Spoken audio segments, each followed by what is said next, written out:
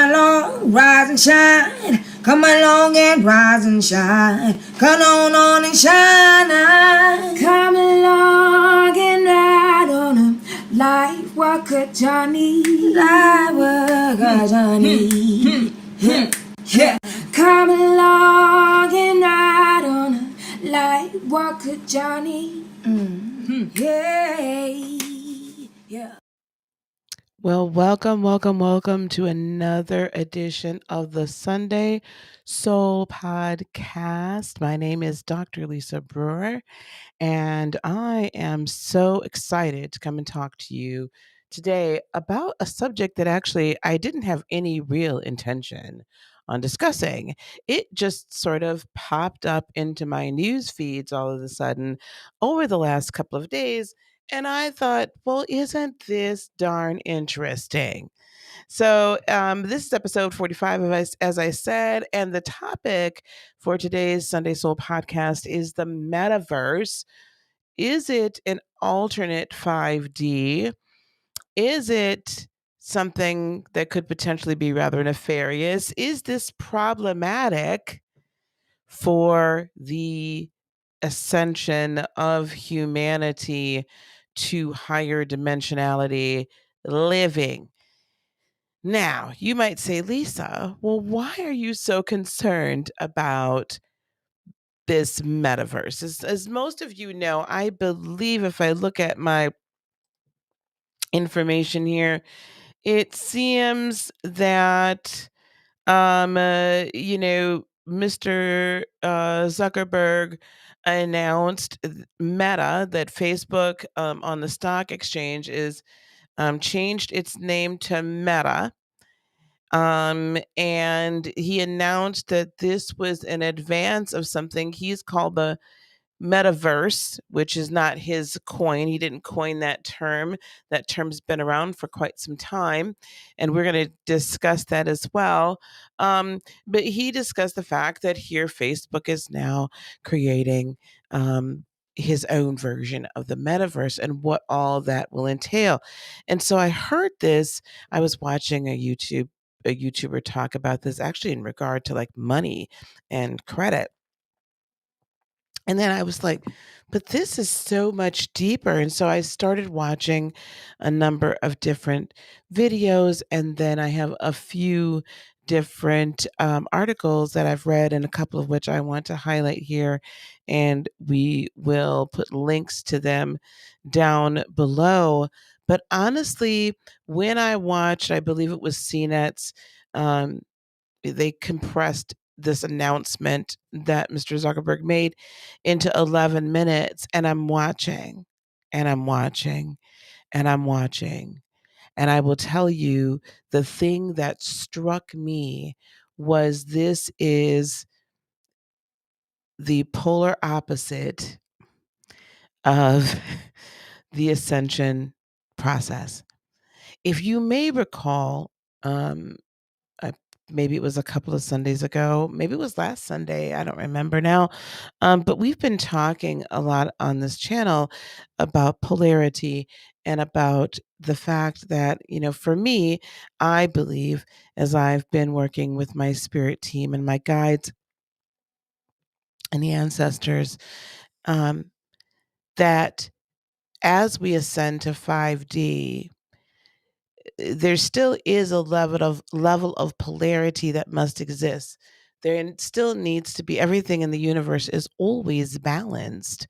And so there still needs to be a balance. And if that indeed is the case, then is that balance then really the opposite um, polarity or opposite frequency on a lower vibrational scale from 5D, high vibrational?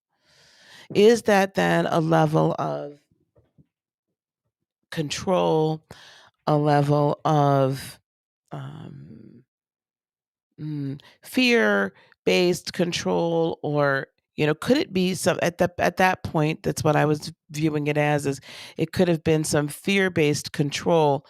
And I'm not going to say that this doesn't even include that fear base, but some a greater level of control of humanity, but from a lower vibrational or lower frequency perspective, that instead of increased freedom and increased autonomy and increased divinity and understanding and integrating one's own divinity, it being accepting of it, and then going and retrieving and reintegrating all of these ancient aspects that are higher vibrational that we have, reintegrating them into this being, so that as a higher vibrational entity, we then have access in a greater way to all of the things that we know. In other words, we know some things in our future selves, and we know some things from our ancient selves. And that it's time, as we ascend, we integrate all of these pieces back together again.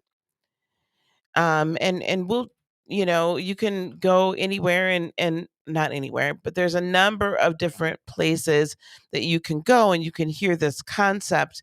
I'm certainly not the only one that's saying it. So, you know, in a higher dimensionality, and I want to be sure that for those of you that are just joining me now and have never seen me before and are like, what is this woman talking about? In a higher dimensional life. Okay, let's put it that way.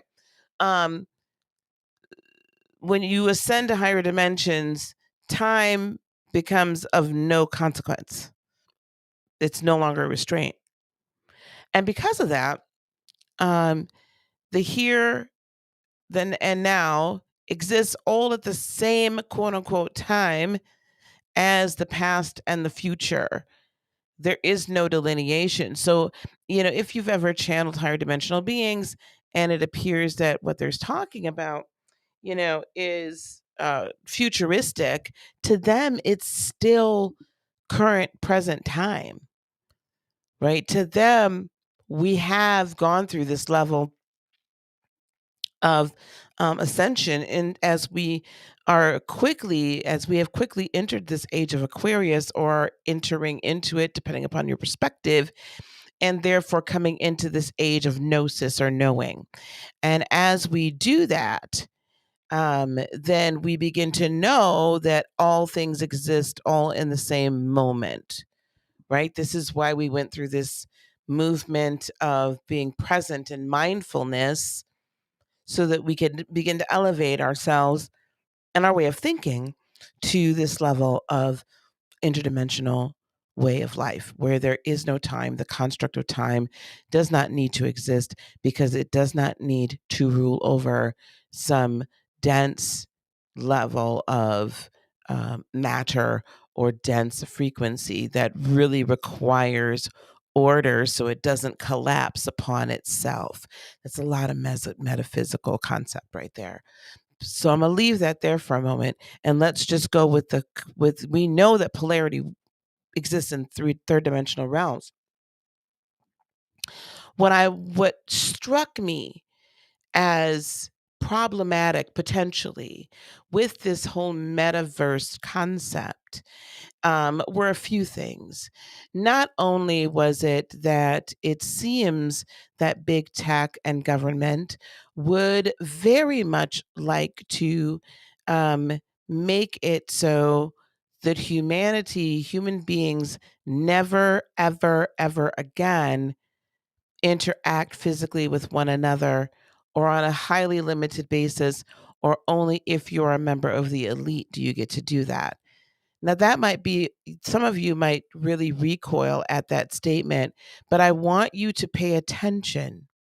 I want you to pay very, very close attention to when celebrities or elites, their children have weddings, or they have a party, or they want to go to dinner with, 30 or 40 of their closest friends or contributors. Or there is some sort of public um, photo opportunity, right? There's something they want everyone to see them doing. And the same people that will be railing about, you must be 6 feet apart, you must be this, you must be that, all of a sudden, the rules don't apply to them. Okay. I have zero issue with them getting together and being in close proximity. However, when you have a situation where there's one ruling group of people, whether they're ruling because they're in a government position, or they're ruling because they have huge platforms, or they own huge platforms, or they are all over, the media outlets and such, and they are saying, you must, don't get together, don't do this, we don't really recommend it. Be sure you're still Zooming everybody. Don't go visit grandma. Don't do this, don't do that, but you must do this, this, and this. However, they themselves don't do the same thing that they're telling you to do. At some point, you got to open up your eyes and see what is the greater play here. And when I looked at this metaverse, and when I was looking at all the aspects of the metaverse, I thought about it from the standpoint of, my goodness, they really do intend for us to never truly ever unite, and for our energies physically to never come together. Now, while you might say also, well, Lisa, but you yourself say that energy knows no time nor space. So we are still connected.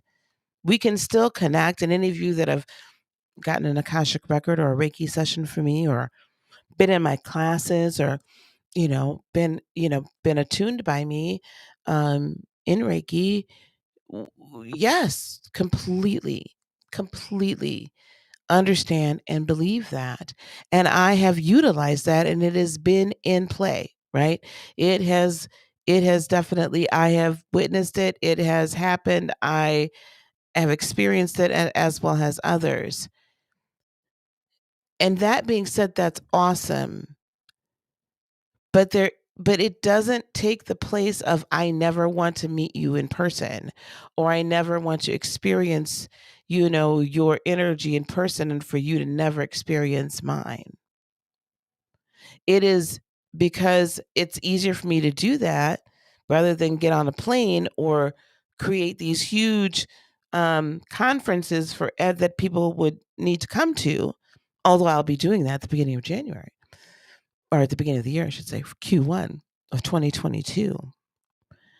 But the problem is that now it's not necessarily a choice, but at first it was a choice, and now it is somewhat of a necessity.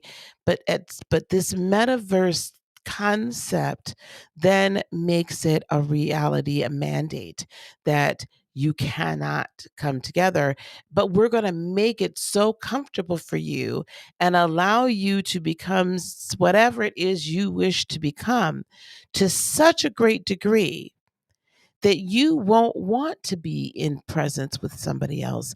And there's something to be said for when humanity is no longer connected physically. When you see somebody physically and you get to have dinner with them, or you have a holiday with them, or you go on vacation with them, you create these real memories. You create this real bond that cannot be explained, nor can it be duplicated through a virtual method. It just can't. There are so many people that I know and I have known for years that I would love to and will travel to see them so that I can be with them in person, right? So when I saw this situation, I thought, this is the polar opposites answer to 5D ascension. And I'll tell you why. So let me go over here, and for those of you that are watching the video, I'm going to be sharing my screen here, and we're going to read a couple of articles. And for those of you that are listening, you will be able to hear me read these articles, which hopefully I'll be able to read with great ease. Now, the first article I'm reading is from the World Economic Forum. It's from my forum.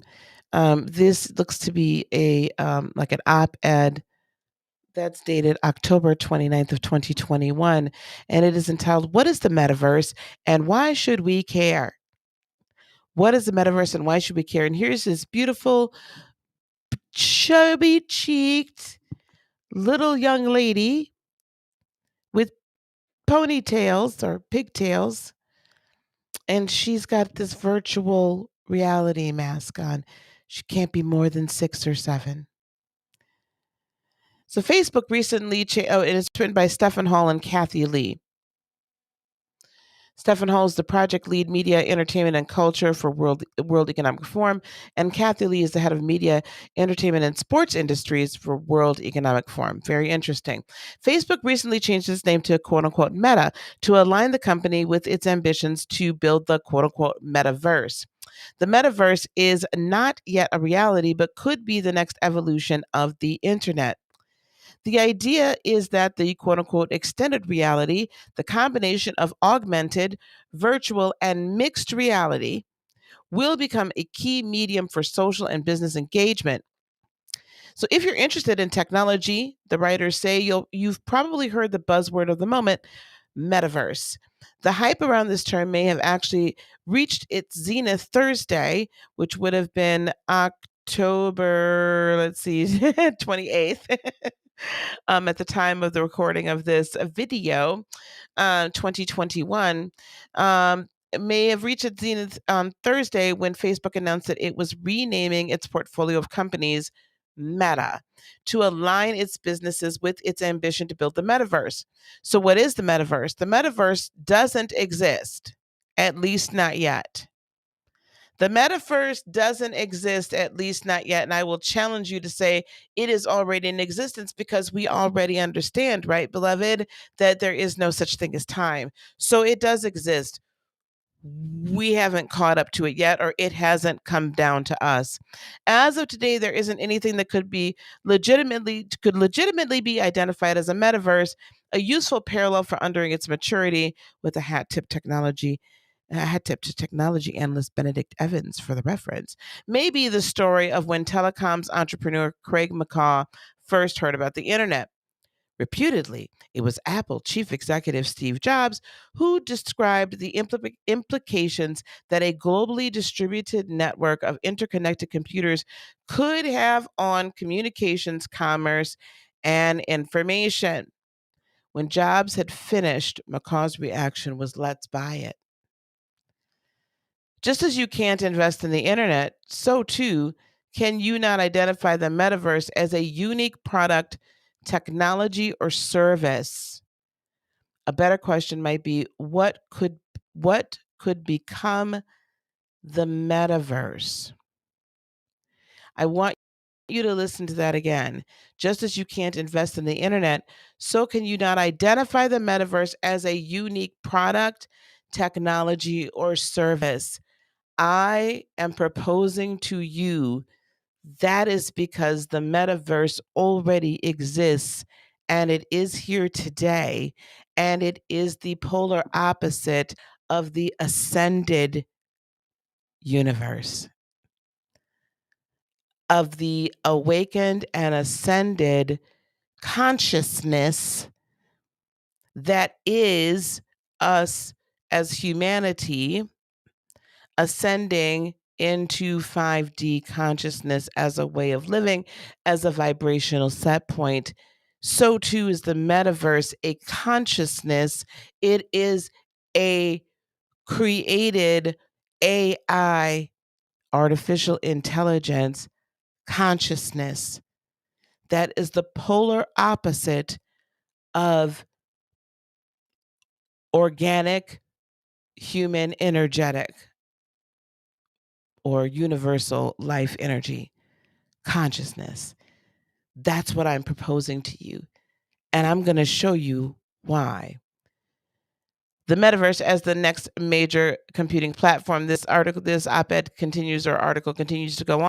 Technologists would answer that the internet will eventually evolve into the metaverse, which will come to represent the next major computing platform. If the concept can be actualized, it is expected to be as transformative to society and industry as the mobile phone.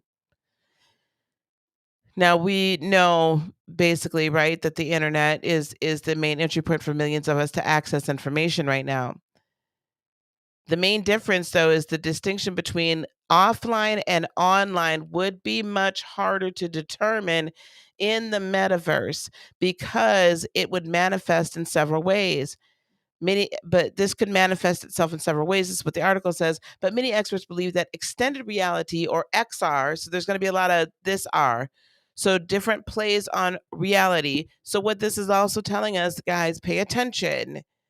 What you deem as reality, you're watching this happen real time. Put your thinking caps on. You are watching this real time. Reality is being morphed, changed, programmed, and reprogrammed.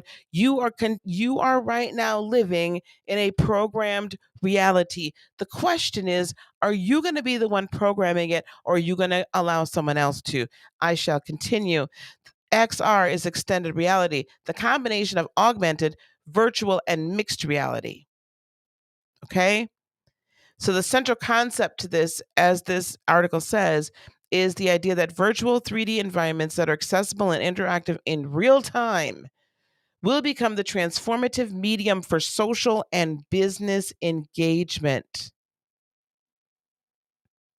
And in order for these environments to become practical, they will be dependent upon widespread adoption of extended reality. So the question then becomes, are you going to accept?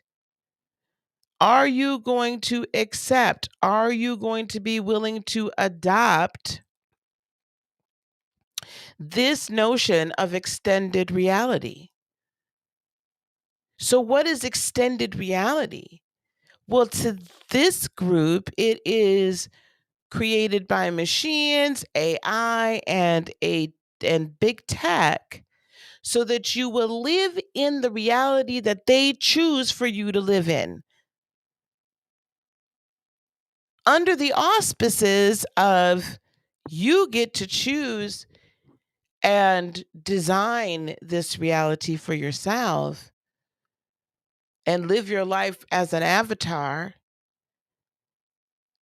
But I'm going to propose to you in this podcast, in this transmission to you, it is still them that created the platform upon which they're asking you or presenting to you the option of come live here. It's as if you get to design your own prison, because there's not going to be any need for you to leave your home. And then why do you need a nice home then if you can literally create this whole virtual home? Now, I'm going to encourage you, because I'm going to link in the description everywhere this CNET. They chopped this up, what Mr. Zuckerberg was talking about, and they gave you the cliff notes. And it's 11 minutes long. And so, after I'm not going to earn anything off of it. It's their information. So after you get done with this, or you might want to go watch it or listen to it now and then come back, put this on pause and come back. Because when you watch and listen to what Mr. Zuckerberg talks about, he says, oh, here we go. You can create your home and you can choose to bring some things for your home from your home in 3D. You can choose to bring some of those things from physical reality here, basically, so it kind of looks the same. So, I could bring my picture of my dad and maybe White Tara and Lava Girl, my lava goddess. I could bring my crystal ball and everything. And maybe I could even, get an avatar of Gemini the cat. And I could have all these lovely, creature comforts here in my virtual home, but then I get to choose what view I want. So it could be of the ocean, which, I love the ocean, or of Lake Michigan. I love Lake Michigan. Could be of some huge body of water, or I could be overlooking the River Nile and then see the pyramids of Giza off in the distance, but still have my home, right? And then I get to choose what I wear, and I get to choose what I look like. And I'd probably be 30 or 40 pounds less, have taken off 30 or 40 pounds. And then I get to come from this virtual home and this virtual avatar, and someone gets to invite me to come play poker in space. Or there's these like holographic and and interdimensional like art forms, and you can tip the artist. Or we can work this way too. And so basically the hologram now, I'm a woman of a certain age. I'm 53 years old. I've seen a lot of movies with a lot of holograms, and a lot of holographic phone calls, and a lot of holographic conference calls. And most of you have even seen them lately. I mean, what was Endgame, right? There's these, you know, in most all the Marvel movies, I think there was some level of hologram that was involved in a conference call. In the Star Wars, the prequels, there was, the Jedi conference, the Jedi Council came together. The Master Council and a lot of them were in a holographic form. So this is something we've already been introduced to. So this is part of, we've already begun to accept this extended reality. And he's even using words like teleportation. Yeah. So I want you to watch it and then come back and say, this is why this is problematic. This is why I'm concerned. Is the metaverse actually a alternate fifth dimension, but on a lower frequency? So the direct polar opposite of the fifth dimensional scale world. And we'll talk a little bit further. So I want to share with you though, um, I want to share with you what is augmented reality, because I want you guys to really grasp this concept. And for that, we're going to read another article. Let me zoom in a little bit on this.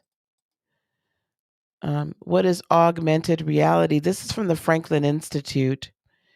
I don't see a date on this. I apologize. So this is from the Franklin Institute. Augmented reality, or AR, is one of the biggest technology trends right now, and it's only going to get bigger as AR-ready smartphones and other devices become more accessible around the world. AR lets us see the real-life environment right in front of us: trees swaying in the park, dogs chasing balls, kids playing soccer, with a digital augmentation or improvement or overlay lens overlaid on it. For example, a pterodactyl might be seen landing in the trees, the dogs could be mingling with their cartoon counterparts, and the kids could be seen kicking past an alien spacecraft on their way to score a goal. With advances in AR technology, these examples are not that different from what already might be available from your smartphone. Augmented reality is, in fact, readily available and being used in a myriad of ways, including as Snapchat lenses, in apps that help you find a car in a crowded parking lot, and in a variety of shopping apps that let you try on clothes without even leaving home. Hmm. Perhaps the most famous example of augmented reality technology is the mobile app Pokemon Go, which my son plays, which was released in 2016 and quickly became an inescapable sensation. In the game, players locate and capture Pokemon characters that pop up in the real world, on your sidewalk, in a fountain, even in your own bathroom. Now, there's a whole other host, as the Franklin Institute goes on, for uses in our everyday lives. Enhanced navigation systems. During football games, broadcasters use AR to draw lines on the field to illustrate and analyze plays. Furniture and Houseware's giant IKEA offers an AR app called IKEA Place that lets you see how a piece of furniture would look in your space. Military fighter pilots see an AR projection of their altitude, speed, and other data with their helmet visor, which means they don't need to waste focus by glancing down to see them. Don't need to waste focus. No point in you focusing somewhere else in the physical when you can actually just like have it just right in front of you by augmented reality. This blurs the line between what is reality, what is this matrix, and what's the other matrix that they're overlaying on top of it. Now, I want you to understand, they also have a follow up article here. The difference between what's the difference between AR, VR, and MR? Augmented reality adds digital elements to a live view, often by using the camera on a smartphone. Virtual reality implies a complete immersion experience that shuts out the physical world. Using VR devices such as the HTC Vive, Oculus Rift, or Google Cardboard, you can be transported into these other real world and imagined environments. Mixed reality, in a mixed reality or MR experience, AR and VR are combined, so real world and digital objects interact. And then extended reality then is this umbrella term that covers all the technologies that enhance our senses, whether they're providing additional information about the actual world or creating totally unreal simulated worlds for us to experience. And it would include virtual reality, VR, augmented reality, AR, and mixed reality, MR technologies. Why is this such a problem? Does this sound vaguely familiar to you? Does this sound at least at all vaguely familiar to you? It does to me. What happens, beloved, when we meditate and astral travel? What happens, beloved, when we go to sleep and then our spirit or our higher self or our true self goes on its magical adventure that we do every night when our bodies rest, but our reality or our real self, our true self, goes and roams the universe? What is manifestation? What is manifestation? Manifestation then is we talk about this all the time. We get a vision, we have a dream, we think the thought, and then we create our reality. We bring it from the cosmos into the third dimensional realm. Through what? Alchemy. Through what? By engaging our heart chakras, by emitting the emotion, by believing and immersing. I teach people to do this all the time. I teach you to immerse yourself. I got this from Gabriel, actually, from Gabriel Speaks. I think he's still on YouTube. Shout out to Gabriel if you are. You immerse yourself in the energy and the frequency. You smell the smells and you see the sight, and you're living in it, right? And so that frequency of your desired created new world, your new reality, the timeline you wish to live in, as you make your quantum jump, becomes so real that you catapult yourself into it. But we're catapulting ourselves into that which is of our highest good, and we, in concert with Source, are co-creating it, right? We have autonomy over what we are creating and how it is interjected and how it reacts and what the life is like. We're not going based on a series of programmed responses or programmed, I don't know what you would say, like just programs in a new matrix that basically is overlaid upon the current one we're here.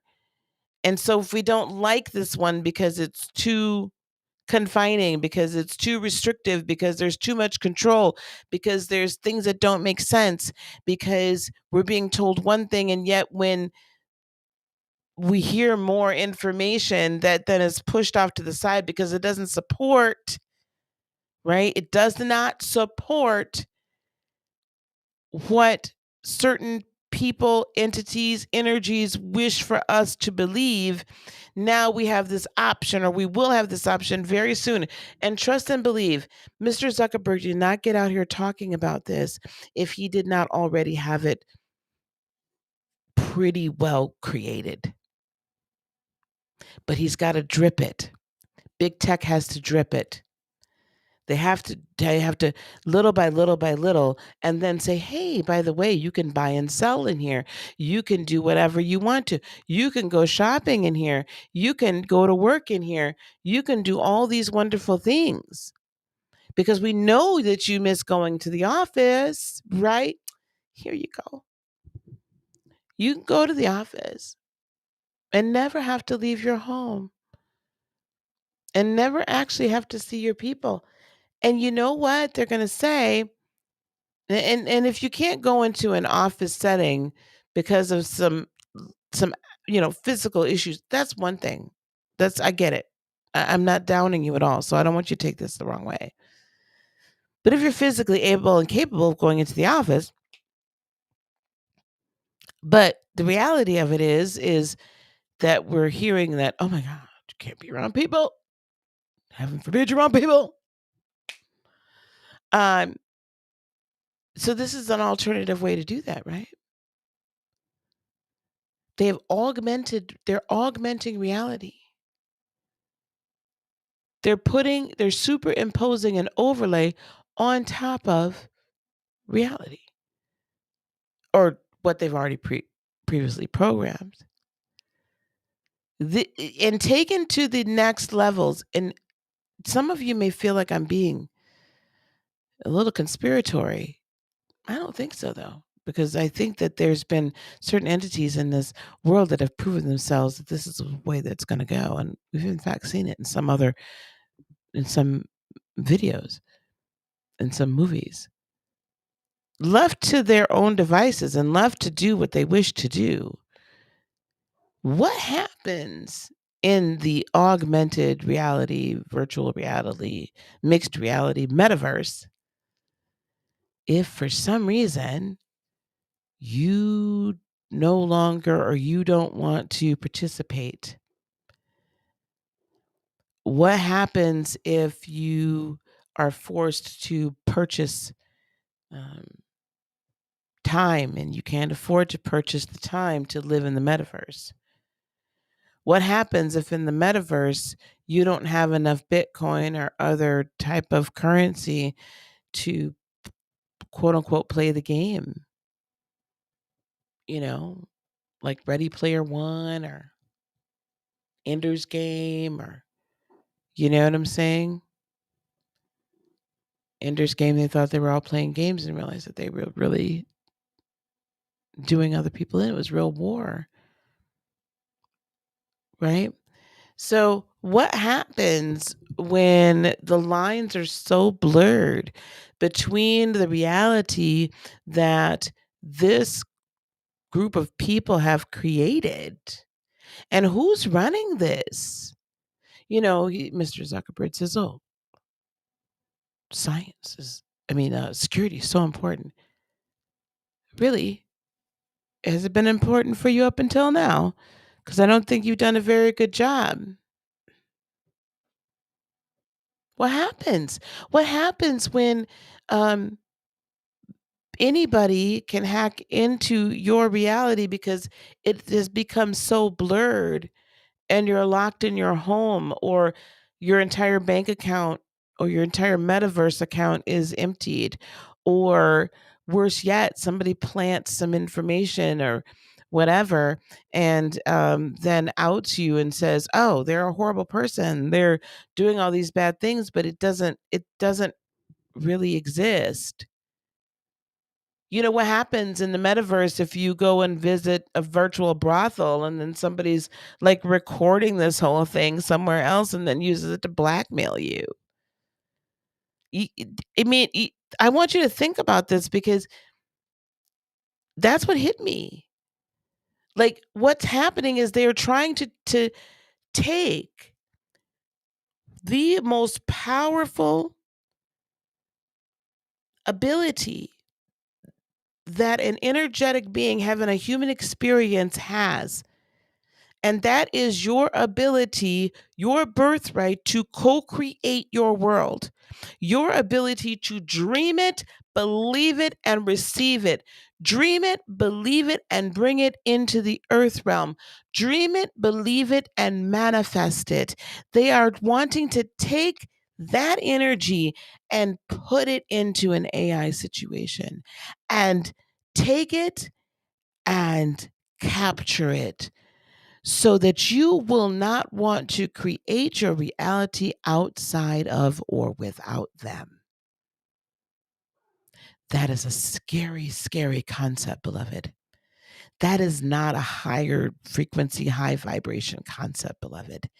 That is the ultimate in control. That is the ultimate in controlling your world. That is creating the ultimate matrix that your consciousness would recreate a new one and a new one and a new one. And they know the patterning and they have the ability to make you believe because whatever your mind believes is your reality. This is what they know. Do you know that? Because this is what they know. They know that if they can continue to and completely control your mind, that they have controlled your person because your mind creates your reality.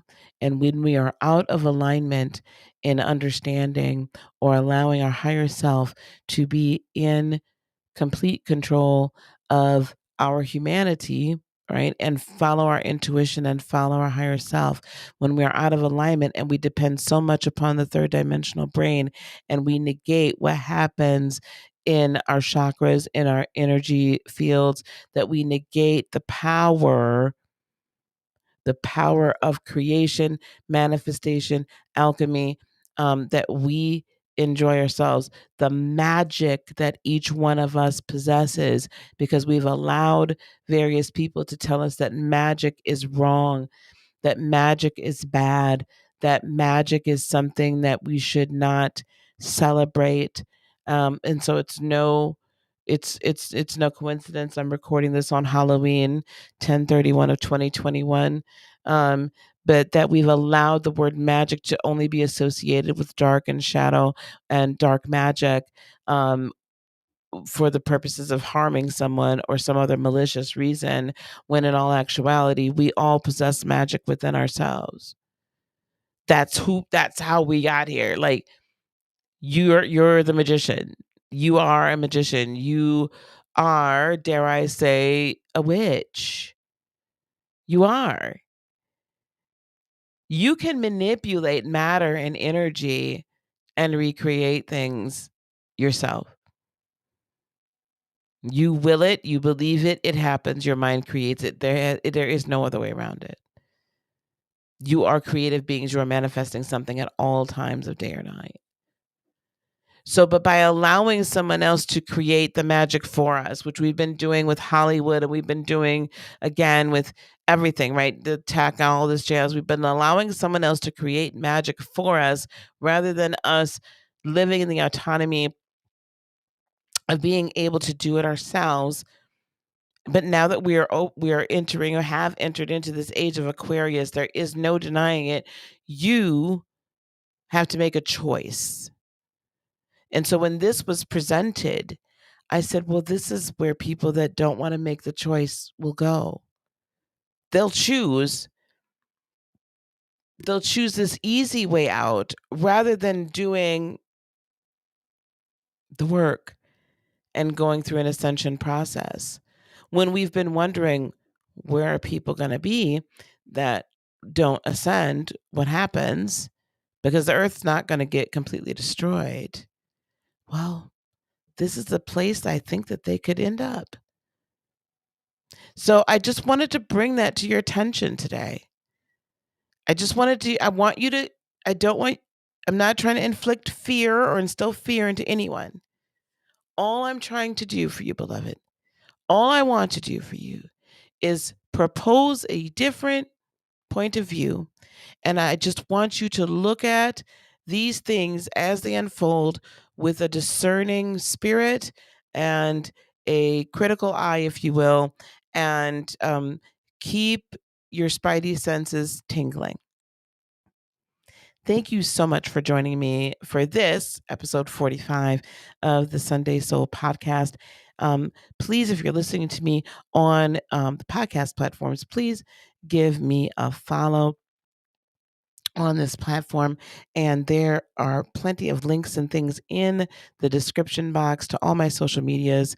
If you're watching this on YouTube or Facebook or Instagram, again, link in bio, link in the description box below.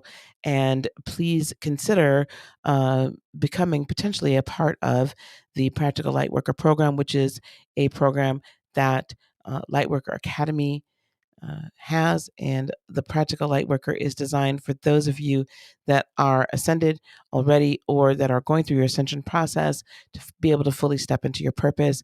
I offer a free 15-minute consultation. We do offer Reiki attunement and certification in spiritual counseling and energy practitioner as part of the Practical Lightworker program, as well as teaching you how to create and launch your abundant business. So there's a Linktree link in each of the descriptions, or you can go to my website, heartofinspiration.net, and I can't wait to talk to you. Peace, love, blessings, and joy be unto you today, tomorrow, and for all eternity. I love each and every one of you. Namaste. Bye-bye.